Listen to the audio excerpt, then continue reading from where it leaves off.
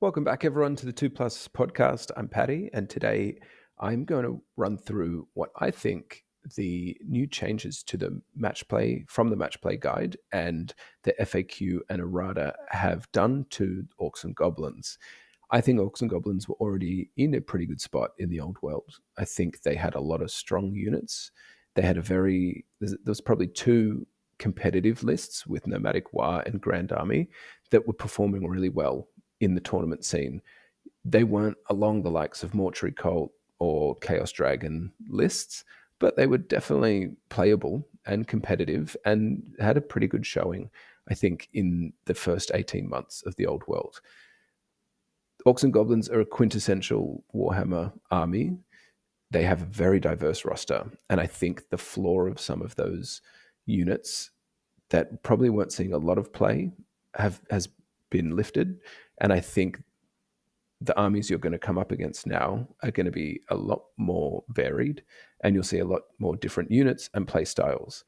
I think things like infantry, the changes there have affected Orcs and Goblins vastly. I think the mid-level monsters, giants and manglers, which I'll get to in a second, also have more play. Orcs and Goblins have one of the better chariots in the game. I think they have more play.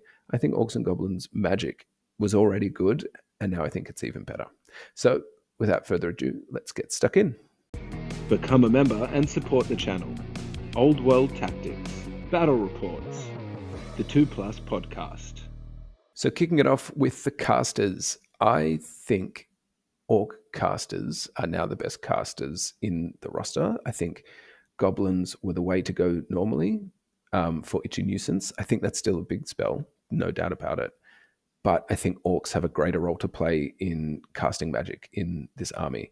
They might be one of the more powerful casters in the entire game now. And that's because of a number of rules, or a rule and a magic item combo that can be very, very powerful. So Orc casters, the Weird Knob and the Weird Boy, level 4 and level 2, have a rule called the Mob Rule, which means if they are in a unit of Orcs of unit strength 10 or more, so that is Black Orcs, that is your Orc Boys, that is your Orc Boar Boys. If that unit strength is 10 or more, they get +1 to their casting rolls, which is a really big deal. What happened with the FAQ and errata changes, the power of level 4s all the way and down to level 1s was reduced significantly. So their casting value was essentially halves from level 4s and level 4s moved from 4 to 2, 3s went from 3 to 2, 2s went from 2 to 1, and 1s stayed at 1, which kind of just narrowed the casting power across the board. So getting an additional boost to your casting, just a raw modifier, is now very, very powerful. So just with the Rob Maul alone, your level 4 is now casting at +3, or level 3 is now casting at +3 again. And your level 1 and 2 are now casting at the same as your opponent's level 4, who has no modifiers. So that really lifts them up in the sphere of casters in the old world. I think Orc Shamans are going to be in units a lot as well. We're going to see more Orc Infantry. Orc Boar Boys were already good. There was already the Orc Death Star with a Shaman in it running battle magic. This will make that even more common, I believe. And I think you'll see some Shamans hanging out in Black Orcs and Orc Boys to give them Oaken Shield and the like. Battle magic in particular, I think, is very effective for this army now. The Staff of Badum is an incredible magic item. It was already pretty good, but now it's even better. It allows you to apply a D3 modifier to your casting rolls. If you roll double 1 or double 6, it explodes and you take a 5-inch template over the center of the caster, take a strength 3 hit. So there is risk involved, but it's a 2 in 36 chance. I like those odds because when you have a level 3 or 4 with the mob rule, so now casting at level 3, +3, add a D3 of Staff of Badum, you are now a possible +6 to cast, which is Mort Cult levels. Now, I know that was already possible. You could have got, in the olden days, level 4, +1 for Mob Rule, plus Staff of Badum, +8 to cast. That is incredibly powerful in the past as well. But you're now getting +6 to cast, so only a small jump down while the rest of the field has just been cut in half. So a +6 to cast on this increased casting level of spells is going to be a big deal. And I think that could be a very powerful combo. They already had two other great magic items as well for casters in Idol of Gork and Idol of Mork. I think I've got this the right way around. Gork gives you +3 inches to your casting range and the ability to re-roll a casting roll once per turn. Idol of Mork is the same, but for dispelling. Gork, I think, is 40 points. Mork is 30, I want to say, around there anyway. So the versatility in these casters, the power gap that you're getting now as magic casters are generally weaker. I think orc casters are now stronger. So when they're moving that way and you're moving that way on the axis, the gap is now widened for them. So I think the age of the orc shaman is upon us. And in general, the age of the orc is upon us, which is great because I've just started playing with orcs and goblins. And I love the orc aesthetic. So I'm going to be leaning straight into it. Maybe not heavy casters, but they're a lot of fun. The other orc unit I think has improved are chariots. I'll talk about the Black Orc Chariot in a second, but Orc Chariots and Black Orc Chariots both have first charge, which is a great ability now. We're expecting to see a lot of ranked up infantry again. Things like veteran state troops can get 11 combat res. Many units can get 6 to 7. So if you are successful in getting your first charge off on one of these units, you're getting rid of that rank bonus, allowing you and the damage output to take effect in your combat res, because it's hard for a chariot to do, say, 7 combat res on impact hits and attacks alone now that they've lost close order. But if you're taking away, say, 2 or 3 rank bonus, or in the veteran state troop example, 6 when they have the Griffin standard, I think that is a big deal. I'll get to how difficult that is to do in a second. But the other part that is good or better now for orc chariots is impact hits. Impact hits now happen before challenges occur. So if you have a character on this chariot, when you charge a unit that has a champion in it, the impact hits happen into the unit, giving you some combat res if you kill some models. Then your guy gets challenged out.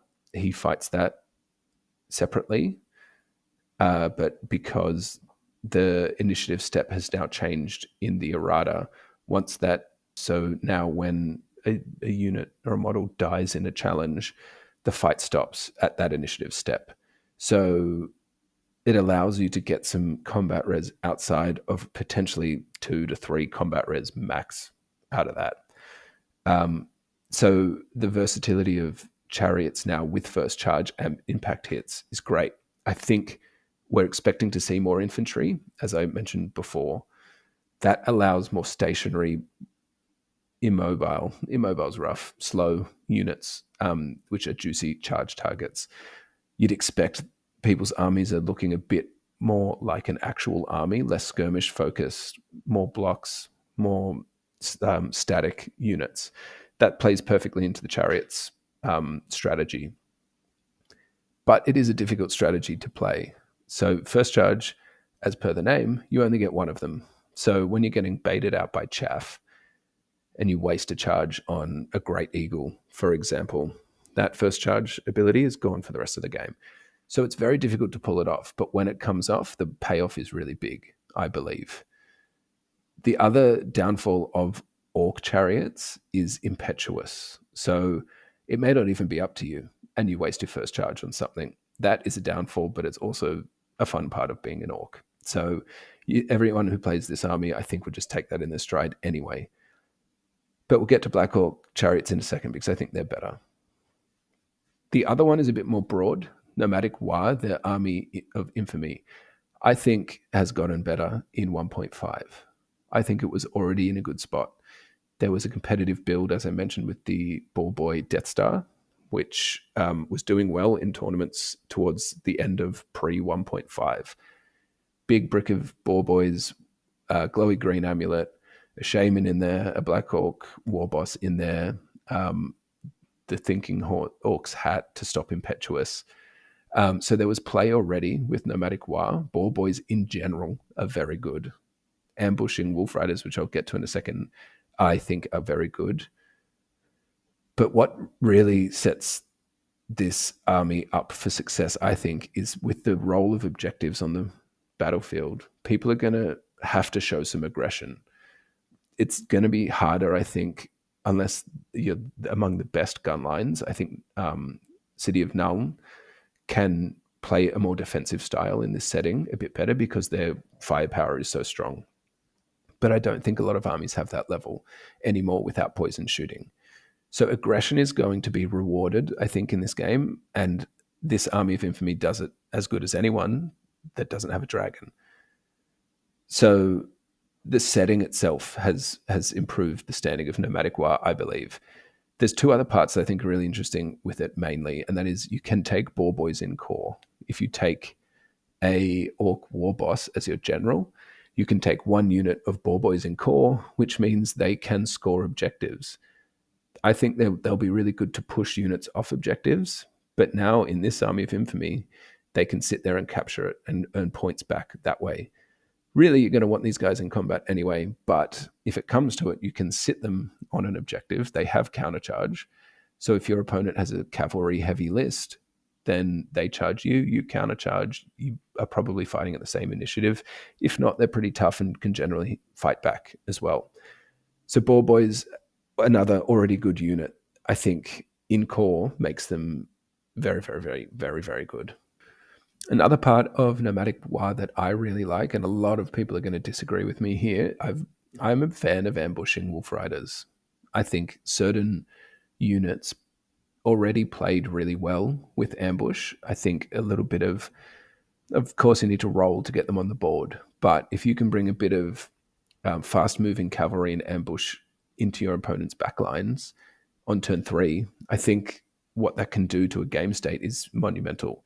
Ambushing wolf riders are cheap, core, easy to get over unit strength 10 to capture objectives.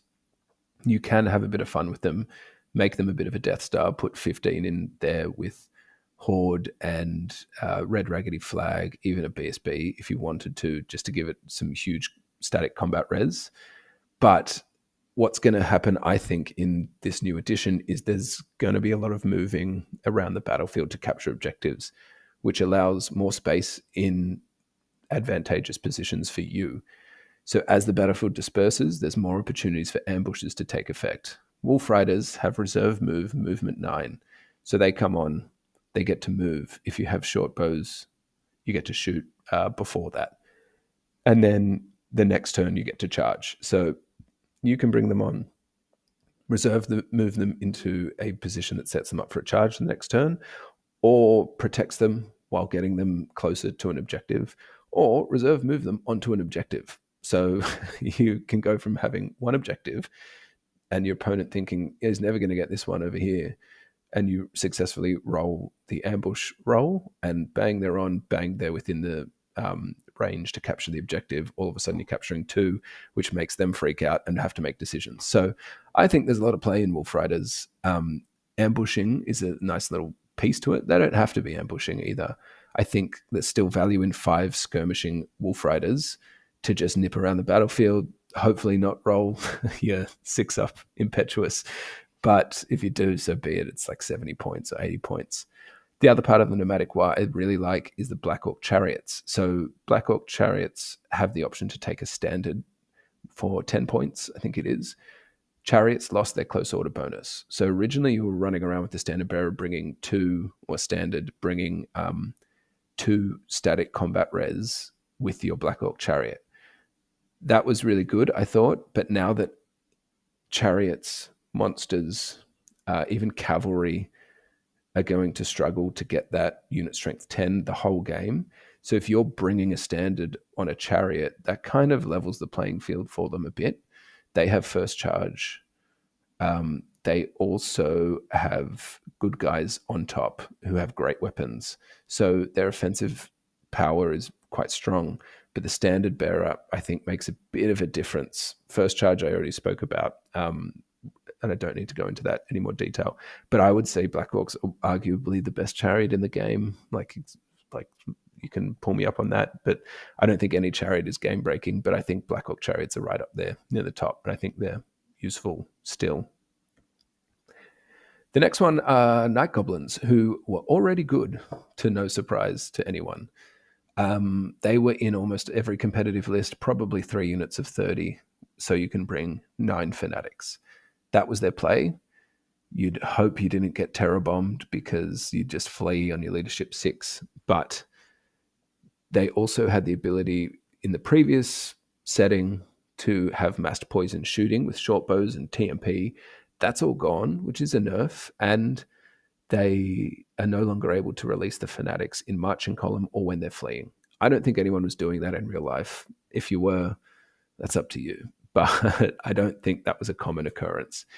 They were already good because of fanatics. They were already good because they could bring 5 static combat res. But now their role is a little bit different. It's still similar, but I think it plays out differently. And it's all because of objectives.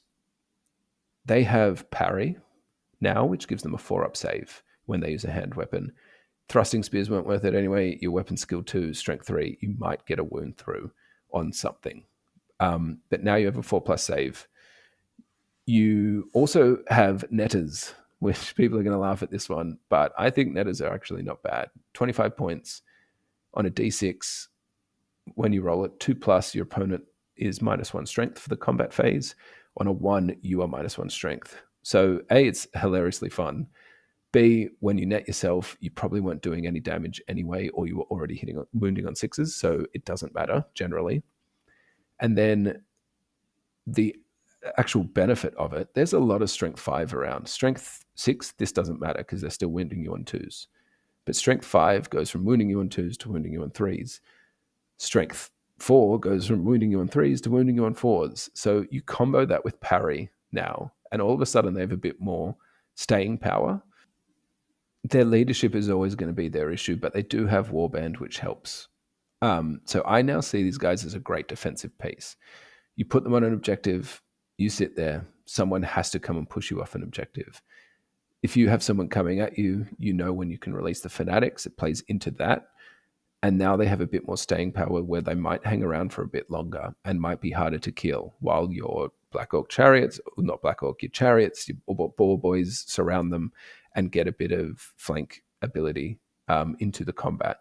So I think their staying power is improved. They're dirt cheap, they're core. I think you'll see minimum 1 of these still in every Orc and Goblin unit army you play against in competitive scenes. I think it's still 3 times 3 of these. Although generally, I think Orc and Goblin infantry has had its floor raised. I think general Orc boys have improved with parry. They're already toughness 4. You can make them strength 4. You can put that shaman in there that I was talking about to give a 5+ ward save if you wanted to. Black Orcs are still really good. Can take them in core if you bring a Black Orc general in Grand Army. So those 3 units, I think, are very, very viable and among the better infantry to hold objectives. This one, you might think I'm an idiot again, but Giants and Manglers, but I'll get to Manglers in a second. Giants, I just played against one with Alex, and they are so fun. And I'm very, very happy about their state in the game. They have the potential to be devastating in combat. The potential is what I mean specifically. They can also not be very good in combat. But what used to happen with Giants, with the prevalence of poison, is you'd march 1 turn, lose 4 wounds from poison, march another turn, die. Poison has been nerfed so hard. I've moved on. I'm a Wood Elf player as well. I think it's almost unplayable. I think there's still some scope for it, but there's way better options now, and I don't think people are going to invest in it. Definitely not to the prevalence that we saw it in the previous setting. That means they have to wound your toughness 6 guy naturally, which is difficult. It just gives him a bit more chance to get into combat. He still will get wrecked by stuff, and he still might roll that attack that just picks a guy up and eats him or whatever it is, stuffs him in his pants, and you kill 1 model. But this guy can also smash infantry. I was playing against Alex, the other half of this podcast. He was running Beastman, and he brought a Chaos Giant. He rolled the D6 plus 1 attacks, so he got 7 attacks. Then he rolled 6 on the stomps, so he had 13 strength 6 attacks, essentially, for that combat. I think he killed 10 elves. And it was glorious. Glorious. A cheeky good thing about Giants as well is they're bloody leadership 10, which is awesome. Leadership 10, anything, get it on the table. But that didn't change. So really, this is just about poison and infantry becoming more in a different state, which allows Giants to be a little bit better. The real upshot, though, is you're probably bringing Manglers. If you have both of these, they're way more efficient. They have probably more reliable damage output. And they're also very fun. They can random move charge stuff, which catches things with counter charge out. Things can't flee in response to it. They're incredibly cheap. I think they're 95 points. So Manglers were another one which people would have targeted instantly with poison. They're still going to target them with cannonballs. So that's not going to change. But they don't get brought down in one turn. Now, by poison shooting, I think that is the massive payoff from the poison nerf. Dragons, yes, they're a bit more protected, but your mid-tier monsters across the board in every faction, I think, are a lot more playable now because they don't just get lasered off the table by 40 skeleton archers, which is a very unenjoyable experience. This is the last one, and this has an asterisk next to it, and I don't know how your local scene is playing the changes to Frenzy, and it's worth checking with the TOs and your friend in interpretation, and if it feels too strong, maybe don't play it. But some people are definitely playing it this way. Full disclosure, my scene has ruled against this rule where Frenzy doesn't pass on to the mounts. There was a change in the errata for the wording of the Frenzy rule, which said mounts. It used to say mounts are unaffected by Frenzy. Now it says riders do not confer Frenzy to mounts. So when you put something like the Angry Lads flag on a unit of Boar Boys, that gives the whole unit Frenzy with split profile. And I explained this in my Wood Elf video as well. That means there's 2 models to each cavalry piece, an Orc and a Boar. The unit encompasses both of those models per model. So it's very confusing, but that new wording suggests that Frenzy is given directly to the Boar. And how does this all play out? Well, you get a crap load of attacks from 5 Boar Boys. This is the example I have here, and it's only 5, and it costs about 131 points, maybe 141. You give them Biggins. This is 5 Boar Boys. Biggins, Cav Spears, heavy armor, shield. They get the guys on top alone get 15 strength 5 AP1 attacks, re-rolling ones with choppers. Sorry, AP2 attacks, that'd be if they're Biggins and choppers. I can't remember which one gives the bonus AP, but that. And then the Boars also get 10 strength 4 AP1 Boar attacks. So from 5 guys, you're already getting 25 attacks, minimum strength 4. Then if you're playing Nomatic War, you're getting a bonus 5 strength 4 AP1 impact hits. So that is a total of 30 attacks. Some of them hit automatically, all with AP, all minimum strength 4 from 5 models. So you can imagine that with 7 wide. It would be huge, devastating. So if you guys are playing this, any of you are playing this and have tried it, I'd love to see how that is playing out for you. If you're not playing it, sorry. I wish I could play it too. John, if you're watching, make it happen. I still think it is correct. But that wraps it up, guys. That is my take on Orcs and Goblins in 1.5.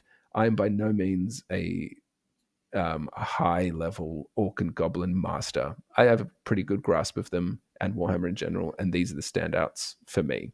Let me know what you think, and if you're liking these videos and all of our content, like, comment, subscribe, and check out our Patreon. The link to that is in the description below. So thanks all for watching, and we'll see you next time for the next 2+ episode.